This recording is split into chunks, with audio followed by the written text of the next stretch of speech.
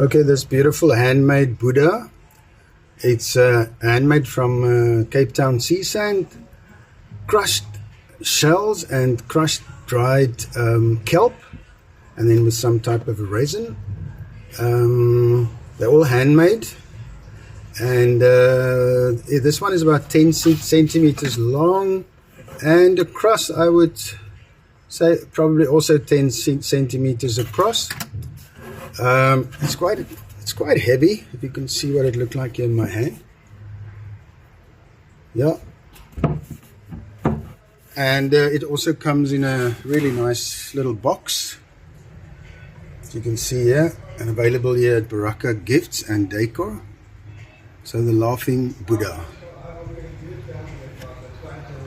It embodies happiness, good fortune, abundance, and contentment, often placed in homes and businesses to bring positive energy, good luck, plenitude, generosity, and prosperity.